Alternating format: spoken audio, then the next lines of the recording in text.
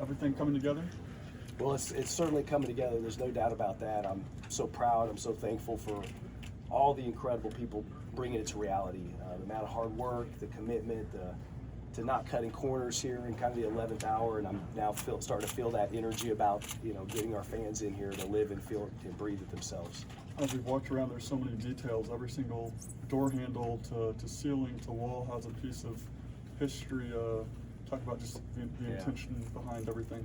A real point of pride, I think, for everybody involved. Architects, Turner, HNTB, multi-studio. There's a personal story, I think, that was written with this venue in the thoughtfulness, talking about our history, talking about the things that make the University of Kansas unique and special. And I think for all of us, Chancellor, all the way through, there was that deeply embedded commitment to that. And so we're proud of the big picture, and I think we're equally proud of the finer details as well. Travis, where did the storytelling component come from? You guys brainstormed 100 times, 1,000 times, whatever it was. Yeah. Do you remember whose idea, or was it a collective idea, or why was that? A lot of different entities. So I mean, I could name individuals. I probably won't do that at the risk of missing so many great people. But truly, again, you think about multi-studio, HNTB, our campus leadership and partners, people who have an incredible grasping of where this all began, right? You got to go back to 1921 and open the original memorial, the journey that we've had, the components, again, that make KU special. We wanted to embrace that. And then I would say there are some members of our staff that gave of themselves every moment, every day that they possibly could, prioritize this thing in the way that they should, of course, to make sure that it was personal to Jayhawks. What is your favorite part? I haven't gotten an answer. Let me get back to you after this weekend. Well, I'm still waiting to experience that. A moment like this, what does this mean for the university and the football program? It's a really tangible indication of how far the program's come. I mean, I think, whether you talk about facilities or physical manifests of things, there's a correlation to where you were in the past. And I'll use this tunnel example in the past. Our team entered from Old Anderson, about 40 yards from the south end zone. They'd come out of a door. We'd have to do cattle guards to, kind of cordon them off.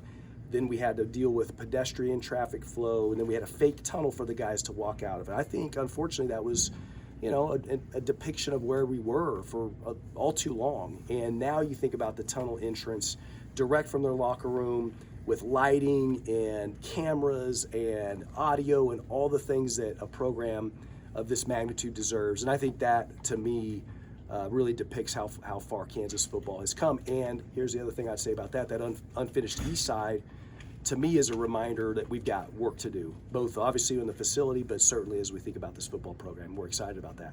Multiple different viewpoints. Do you have a favorite in the stadium? I have a lot of favorites, and the one I've highlighted, and I'll highlight it again today, is I think the vantage point from due north is fantastic. I mean, even preferably almost up, right in that upper area of the north. I think you're really taking this thing in from a really cool lens. You're seeing the play develop differently. You're looking up at the video board, of course, and up to the hill in the Campanile. So I think that's pretty cool. Is it still surreal when you step outside and just see how far the stadium's come? Game day is just inching away. It is, absolutely, unequivocally. I have no idea how I'm going to feel on Saturday other than some butterflies and a lot of excitement. I don't know what I'm going to do on Saturday. I'll probably just wander around and feel lost, but also take it in. And so I think up until we play games and kind of get through the kinks and get our guys, our team, and our fans to experience, will it a little bit start to sink in for many of us. What is one thing that you would like every fan to know? Like, oh, look at this detail, or look at that. Is there one thing? Yeah, no, I mean, I think I've said this at some other point. I really think there's like this scavenger hunt notion that, I'd really encourage our people to come and explore. If you're sitting on, say, the lower, you should maybe take a visit up to that upper concourse and vice versa. You should walk that north. You should look at the different views up the hill. You should look at the views out to the stadium, and then certainly embrace the storytelling and the historical aspects, I think, that really shine through throughout the venue.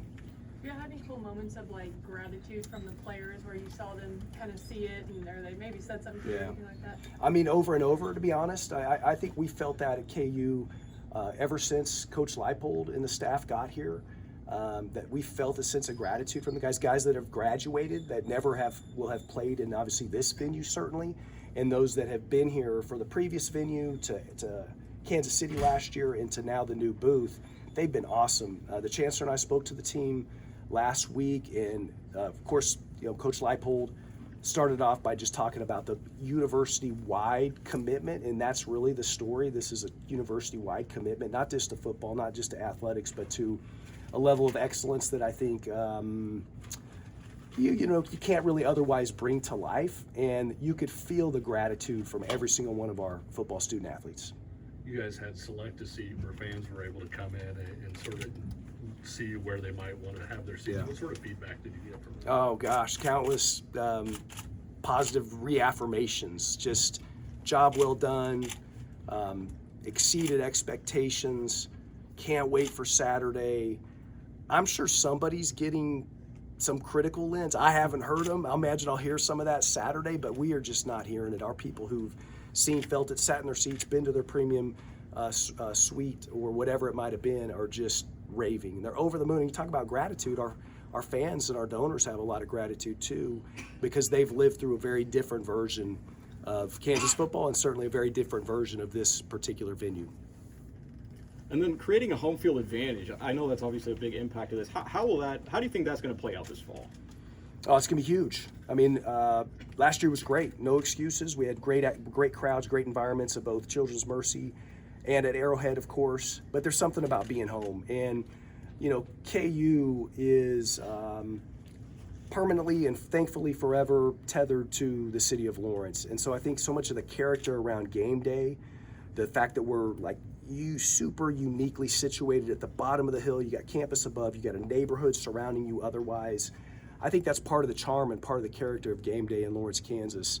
And of course, credit to, again, the architects and the folks that brought this thing together, that the steepness and the grade of the west and also the north, we're going to get a really cool preview of just how well this venue keeps sound in.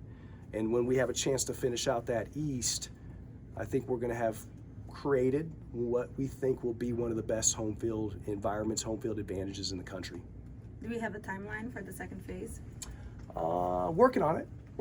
We're excited. We feel we've got a ton of wind in our sails based on a couple announcements last week. The City of Lawrence's continued approval of the municipal incentives that are going to be a really good spark for the project, in particular the Gateway of the East. Mr. Booth's remarkable donation and the energy, the confidence that gives us moving into phase two. There's still work to be done. You think about design, you think about having a schedule really refined, but the objective's been stated. We want to demo that east side after the season, and we want to get moving on construction.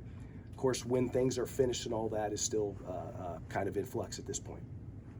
And then in the era of NIL, how does opening a facility like this kind of impact recruiting and player acquisition and that stuff? Well, you can talk all you want about a vision. You can talk all you want about a commitment, right? Anytime you're recruiting a student athlete, doesn't matter what sport it is, but I think certainly in the sport of football, if you talk a game and then a prospect shows up and sees and feels something very different, that disconnect just doesn't hit the mark. And we've been able to talk about vision. We've shown renderings. We've shown videos, in fact, for the last 2+ years, I imagine. And that's certainly provided a boost, I think, in the recruiting space. But now, unequivocally, it cannot be questioned whether University of Kansas is all in on football, and this facility is an incredibly strong statement around that. Thank you.